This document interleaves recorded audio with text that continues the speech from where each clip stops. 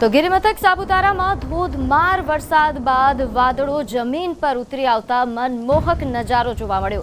ગિરિમથક સાપુતારાના તળેટી વિસ્તારમાં લીલીછમ વનરાઈ પર ધુમ્મસની ચાદર પથરાતા ડુંગર પર બરફ છવાયો હોય તેવા દ્રશ્યો પ્રવાસીઓ માટે આકર્ષણનું કેન્દ્ર બન્યા। વરસાદના વિરામ બાદ ગિરિકંદરામાં ધુમ્મસને પગલે ગિરિમથક સાપુતારાના સૌંદર્યમાં ચાર ચાંદ લાગી ગયા છે। તો આ દ્રશ્યો છે સાપુતારાના તળેટી વિસ્તારમાં લીલીછમ વનરાઈ પર ધુમ્મસની ચાદર પથરાતા ડુંગર પર બરફ છવાયો હોય તેવા પ્રકારના આ દ્રશ્યો પ્રવાસીઓ માટે આકર્ષણનું કેન્દ્ર બન્યા છે। પ્રવાસીઓ ખુશખુશાલ થઈ ગયા છે। આ પ્રકારના દ્રશ્યો જોઈને આ મનમોહક વાદળો જમીન પર ઉતરી આવ્યા હોય તેવા પ્રકારના દ્રશ્યો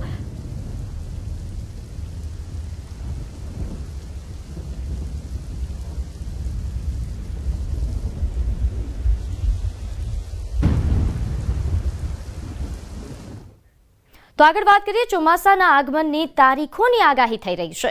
ચોમાસાની કાગડોળે ખેડૂત રાહ જોતો હોય છે। ખેડૂતોની ચિંતા વાવણીની હોય છે, ત્યારે ખેડૂતોએ વાવણીનું પ્લાનિંગ કેવી રીતે કરવું તેને લઈને કૃષિ નિષ્ણાંતો સલાહ આપી રહ્યા છે।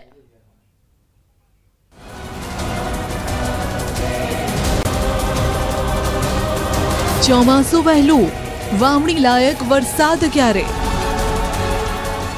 પવનોની ફેરબદલીના કારણે 8 થી 10 જૂન આસપાસમાં ગુજરાતના ઘણા ભાગોમાં વરસાદ થવાની શક્યતા રહેશે।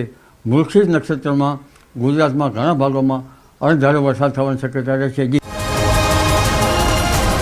વહેલી વાવણી તો કયા પાકનું કરશો વાવેતર? થોડી વહેલા વાવણી છે એટલે ખેડૂતોએ ખાસ એ ધ્યાન રાખવું છે કે હવે વાવેતર જે આપણે કરવાના છે એ ખાસ કરીને જો અત્યારે વાવેતર થાય, ખાસ કરીને જૂનના પહેલા વીકમાં, તો ખાસ કરીને થોડાક લાંબા ગાળાના પાક, ધારો કે મગફળી છે, કપાસ છે, એવા પાકોને વાવવો જોઈએ। ટૂંકા ગાળા પાકો બને ત્યાં સુધી ખેડૂત ભાઈઓ ન વાવવા જોઈએ। ગુજરાતમાં ચોમાસાની ગણતરીઓ મંડાઈ રહી છે। ચોમાસા પહેલા મિની વાવાઝોડા અને કમોસમી વરસાદે કેટલાય વિસ્તારોમાં ખેડૂતોની પથારી ફેરવી છે। હવે ખેડૂતોને ચોમાસાની રાહત છે। ચોમાસું આ વર્ષે વહેલું બેસવાની આગાહી થઈ રહી છે। ચોમાસું આ વર્ષે સારું રહેવાની પણ આગાહી છે, એટલે વરસાદ વહેલો અને સારો પડશે। પણ ખેડૂતોએ વાવણી ક્યારે કરવી તેને લઈને મૂંઝવણ છે। આગોતરું વાવેતર કરીને જોખમ લેવું કે નહીં તેને લઈને ખેડૂતોના મનમાં અનેક સવાલો છે। ત્યારે ખેડૂતોના આ મૂંઝવણને દૂર કરી રહ્યા છે નિષ્ણાતો। એટલે કે સામાન્ય કરતા વધુ વરસાદ જૂન માસ દરમિયાન નોંધાય એવી શક્યતાઓ છે ભારત હવામાન વિભાગ દ્વારા પણ વ્યક્ત કરવામાં આવી છે। તો આવા સમયે આપણે જોઈએ અને ચોમાસું છે 106% જે લાંબા ગાળાની અવધિ મુજબ કહેવામાં આવેલું છે, તો તે મુજબ લાંબા ગાળાના પાકો છે એ ખેડૂત માટે લેવા જોઈએ। જેથી કરીને જોઈએ તો મગફળી છે, કપાસ છે, સોયાબીન છે, આવા પાકોનું વાવેતર છે એ ખેડૂત મિત્રોએ આગામી દિવસોમાં જ્યારે વાવણી લાયક વરસાદ થાય ત્યારે કરવા માટેની એક સલાહ આપવામાં આવે છે। અને જો વધારે આગોતરું વાવેતર કરેલ હોય પાકોનું, તો એમણે પૂરક પાણીની વ્યવસ્થા હોય તો પૂરક પિયત આપવાની વ્યવસ્થા જ્યારે વરસાદનું પ્રમાણ ના જોવા મળે તો એ સમય દરમિયાન કરવાની પણ સલાહ છે એ ખેડૂત મિત્રોને આપવામાં આવે છે। વાવેતર ક્યારે કરવું જોઈએ?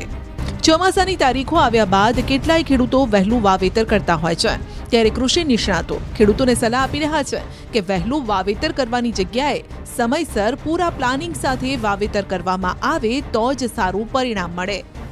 ઘણા ખેડૂતોએ જે હમણાં જે વાવાઝોડું આવ્યું, આપણે ખાસ કરીને માવઠું આવ્યું, એને કારણે જે વરસાદ થયો ને એમાં વાવેતર કર્યા છે એ ખરેખર એટલું બધું વહેલા વાવેતર કરવાની જરૂર નથી।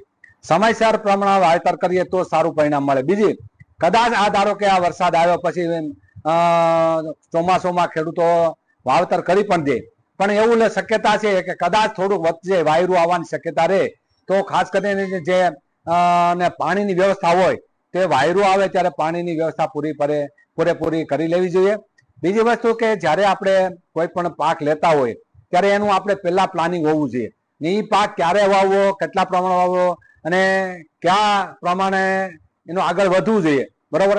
ઘણી વખત ખેડૂતો છે ને કે ઘરમાં જે ખાતર હોય, બિયાણ હોય, વાવી દેતા હોય છે, પણ હંમેશા કોઈ પણ ખાતર બિયાણ એ આપણે પૂરા પ્લાનિંગ સાથે વાવવું જોઈએ, તો જ એનું પરિણામ આવે છે। કારણ કે હું જાણીએ છીએ કે આપણે ગામમાંથી કોઈ પણ બિયાણ લઈએ ત્યારે ઘણી વખત ખેડૂતોને પૂરેપૂરું બિયારણ ઉગતું નથી. એનું કારણ છે કે એમાં પૂરેપૂરા જર્મિનેશન ટકા ન હોય. તો આપણે કોઈ પણ બિયારણ બહારથી લઈએ ત્યારે એનું આપણે ટેસ્ટિંગ આપણા ઘરે ક્યારામાં અથવા તો આપણે કુંડામાં કરી લેવું જોઈએ, જેથી આપણે ખબર છે કે આનું જર્મિનેશન કેટલું છે. તો ખેડૂતોને એ સલાહ છે કે વાવણી માટે બહુ ઉતાવળ ના કરતા હજી પણ ચોમાસું જે પૂરતા પ્રમાણમાં બેસી જાય પછી વાવણી કરવા માટે સલાહ આપવામાં આવે છે. અને આઈએમડીએ હાલમાં જે હવામાન વરસાદની આગાહી કરી છે એમાં ગુજરાતમાં સામાન્ય કરતાં વધારે વરસાદ થવાની સંભાવના છે, જે લગભગ 114% એટલે કે 927 મિલીમીટર જે સામાન્ય વરસાદ છે ગુજરાતનો એના કરતાં વધારે વરસાદ થવાની પણ સંભાવના છે. તો જનરલી ચોમાસું જે છે એ 15 થી 20 જૂનની આજુબાજુ બેસતું હોય છે ગુજરાતમાં, તો એના કરતાં થોડું ઘણું વહેલું બેસવાની સંભાવના છે. એટલે હાલની કન્ડિશનમાં હજી પણ ખેડૂતોએ વાવણી કરવા માટે રાહ જોવા માટે આપણે ભલામણ કરીએ છીએ. હેક્ટર દીઠ કેટલું બિયારણ લાવવું જોઈએ? ખેડૂતો જ્યારે બિયારણ વાવે ત્યારે 200 કિલો જેટલું હેક્ટર દીઠ બિયારણ કરતા હોય છે. ખેડૂતોને નિંદામણની ચિંતા હોય છે, ત્યારે કૃષિ નિષ્ણાતો હેક્ટર દીઠ કેટલું બિયારણ વાવવું જોઈએ તેની પણ સલાહ આપી રહ્યા છે. ખેડૂતો જે વાવેતર કરવાનો જે રેશિયો છે બીજનો, 1 હેક્ટર દીઠ અથવા તો 1 વીઘામાં, તો એનું પ્રમાણ બહુ રાખે છે. કારણ કે શું છે, અમુક સમય ઉગતું નથી એટલે પ્રમાણે વધારે રાખે છે. તો ખેડૂત મિત્રો જે યુનિવર્સિટીની ભલામણ છે એ પ્રમાણે કદાચ જો બિયારણ ઓછું ઉગ્યું હોય તો એ પ્રમાણે થોડુંક વધારે રેટ રાખો. પણ ઘણા ખેડૂતો છે એ હેક્ટરે 125 કિલો ને અમારી ભલામણ છે હેક્ટરે 200 કિલો સુધી બિયારણ વાવે છે. તો ખેડૂતો આવું ન કરવું જોઈએ, એકદમ ઘાટું બિયારણ વાવવાનો કોઈ અર્થ નથી. બીજી વસ્તુ એ છે કે ઘણી વખત શું છે કે મુંડા આવવાની શક્યતાઓ રહે છે, એને કારણે ઘાટું બિયારણ વાવતા હોય છે ઘાટું. બીજું એના બદલે આપણે ખાસ કરીને મગફળીના પાકમાં જ્યારે આપણે વાવેતર કરીએ ત્યારે થાયરમનો પડતો આપણે આપતા જ હોય છે. સાથે સાથે જો ક્લોરપાયરીનો ડોઝ આપી દઈએ તો એને કારણે શું છે, મુંડાનો કંટ્રોલ આવી જાય. કેટલો વરસાદ